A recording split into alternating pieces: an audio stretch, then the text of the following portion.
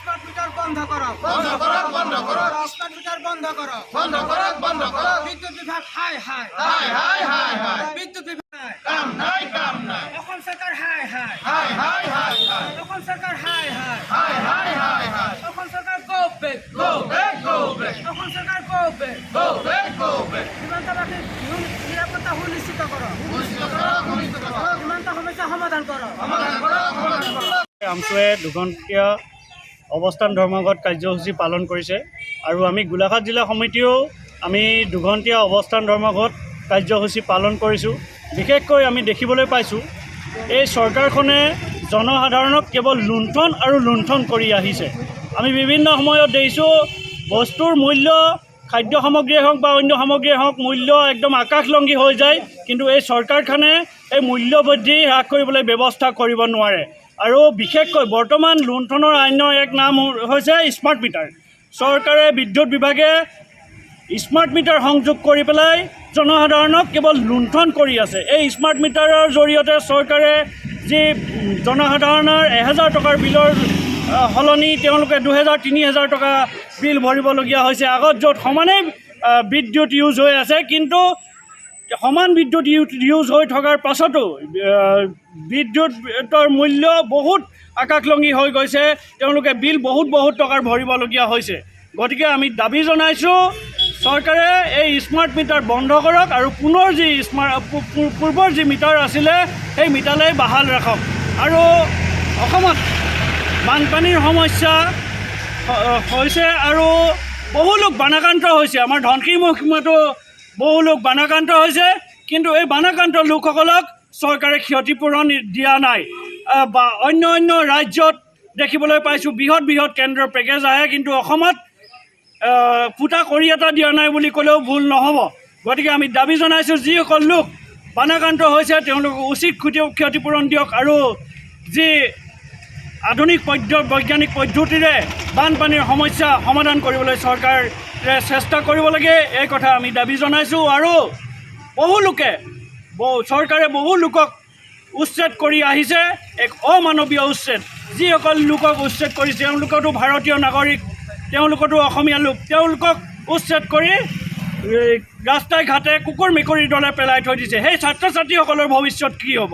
যিসকল ছাত্ৰ ছাত্ৰীয়ে স্কুলৰ নাম এৰুৱাই এতিয়া ৰাস্তাত থাকিবলগীয়া হৈছে, সেইসকল ছাত্ৰ ছাত্ৰীৰ ভৱিষ্যত কি হ'ব? গতিকে আমি চৰকাৰক দাবী জনাইছোঁ যিসকল লোকক উচ্ছেদ কৰিছিলে আৰু যিসকল লোকক এতিয়ালৈকে সংস্থাপন দিয়া নাই, ভূমিৰ পট্টা দিয়া নাই, তেওঁলোকক অতি সোনকালে চৰকাৰে সংস্থাপনৰ ব্যৱস্থা কৰিব লাগে।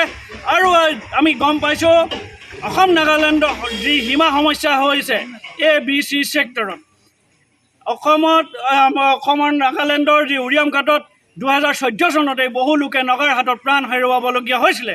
কিন্তু এই সমস্যাৰ আজি পৰ্যন্ত 10 বছৰ 12 বছৰ পাৰ হৈ গ'ল, আজি পৰ্যন্ত কিন্তু স্থায়ী এক সমাধান সূত্ৰ নোলালে। চৰকাৰে কেৱল নিৰ্বাচনৰ সময়ত ফুলজাৰি মাৰে যে অসম নাগালেণ্ডৰ সীমা সমস্যা আমি সমাধান কৰিম, কিন্তু সি কাৰ্যত পৰিণত হৈ নুঠে। আমি দাবী জনাইছোঁ অসম চৰকাৰে অসম নাগালেণ্ডৰ সীমা সমস্যা সমাধান কৰক আৰু বিশেষকৈ নাগালেণ্ডে আহি অসমৰ মাটিত ডিপু বহুৱাবলৈ সাহস পাইছে। এই সাহস পালে ক'ত তেওঁলোকে?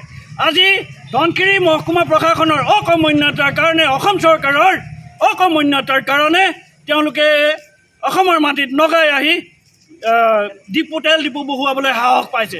গতিকে অসম চৰকাৰক দাবী জনাইছোঁ এই সমস্যাৰ সমাধান কৰক আৰু এই কাৰ্য বন্ধ কৰক, নহ'লে কিন্তু এক বৃহৎ গণতান্ত্ৰিক প্ৰতিবাদৰ সন্মুখীন হ'ব। এই কথা আমি অসম চৰকাৰক সকীয়াই দিছোঁ। সদস্য মণ্ডলীয় ছাত্ৰ ইউনিয়ন আমছুৰ কেন্দ্ৰীয় সমিতিৰ নিৰ্দেশমৰ্মে সমগ্ৰ অসমত দুঘণ্টীয়া অৱস্থান ধৰ্মঘট কাৰ্যসূচী পালন কৰিবলৈ নিৰ্দেশ দিয়া হৈছিল। আজি গোলাঘাট জিলা সমিতিয়ে ধনশিৰি মহকুমাৰ প্ৰশাসনৰ সন্মুখত, কাৰ্যালয়ৰ সন্মুখত আজি দুঘণ্টীয়া অৱস্থান ধৰ্মঘট কাৰ্যসূচী পালন কৰিছে। আমাৰ বিভিন্ন সমস্যা আছে, বিভিন্ন সমস্যাক লৈ পেলাই আমি বিশেষকৈ স্মাৰ্ট মিটাৰক লৈছোঁ। স্মাৰ্ট মিটাৰৰ যিটো ৰাইজক অৱস্থা একেবাৰে বেয়া কৰি তুলিছে। বৰ্তমান মূল্য বৃদ্ধিৰ সকলোৱে গম পায় কি অৱস্থা হৈ আছে, তাৰ মাজতো এনেকৈ চৰকাৰে স্মাৰ্ট মিটাৰ বাধ্যতামূলক কৰি দিছে। এই স্মাৰ্ট মিটাৰৰ বিৰুদ্ধে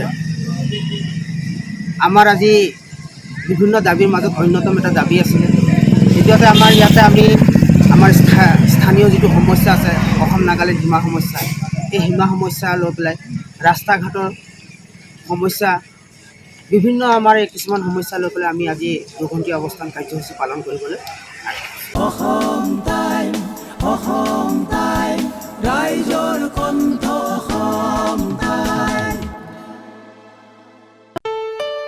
ঘৰত আনন্দ আৰু সম্পৰ্কৰ চমক বজাই ৰাখিবলৈ জৰুৰী হৈছে সকলো আনন্দময় মুহূৰ্তত মৰমৰ উপহাৰ দিয়াটো। সেইবাবে মধুশ্ৰী জুৱেলাৰ্ছে আনিছে সকলো ৰঙীন ক্ষণৰ বাবে বিশেষ গহনা। হীৰাৰে হওক, সোণৰে হওক বা ৰূপৰে হওক, শ্ৰেষ্ঠ ডিজাইনছ আৰু হলমাৰ্কযুক্ত গহনাই ৰাখে সম্পৰ্কক নিখুঁত। তেনেহ'লে আজিয়ে আনক আনন্দ মধুশ্ৰী জুৱেলাৰ্ছৰ সৈতে। যোগাযোগ কৰক 7002800341 নাইবা ভিজিট কৰক LNB ৰোড, নলবাৰী, অসম।